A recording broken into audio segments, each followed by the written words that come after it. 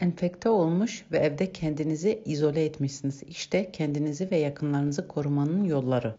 Aynı çatı altında yaşayan bireylerin ellerini günde birkaç kez iyice sabunla yıkamaları gerekiyor. Hasta olan kişi muhakkak kendi odasında kalması lazım. Hastaya yemek götürüldüğünde bile kesinlikle diğerleriyle temas kurmaktan kaçınılmalıdır. Hemen sonrasında virüsün bulaştığı bulaşıkları makineye yerleştirip en sıcak ve en uzun süren programda yıkamalısınız. Ardından sıradan bir ev dezenfektanı ile hastanın odasından getirilen objelere temas eden yüzeylerin temizlenmesi gerekiyor. Ellerinizi daima güzelce yıkayın. Hasta kişi odasını terk etmesi gerektiğinde varsa maske takmalıdır. Maske yoksa daima diğer insanlarla 2 metrelik mesafeyi korumalıdır.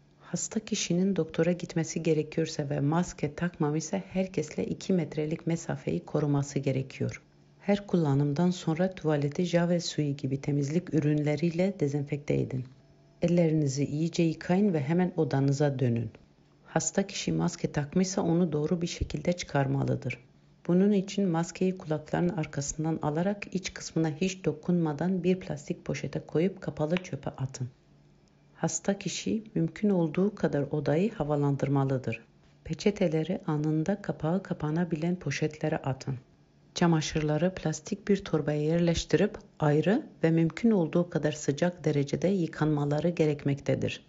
Kurallar basittirler fakat kolayca da unutulurlar. Bu kuralların sürekli gözler önünde olmaları zaruridir. Yalnızca bu şekilde başka enfeksiyonlardan kaçınılabilir. Yalnız yaşıyorsanız evinizde kalın ve dışarıdan birilerinden yardım alın. Yardıma ihtiyacınız varsa arkadaşlarınıza, ailenize veya yakınlarınıza telefon açın ya da kendilerine yazın ama kesinlikle onlarla görüşmeyin. Daha fazla bilgiye bu siteden ulaşabilirsiniz.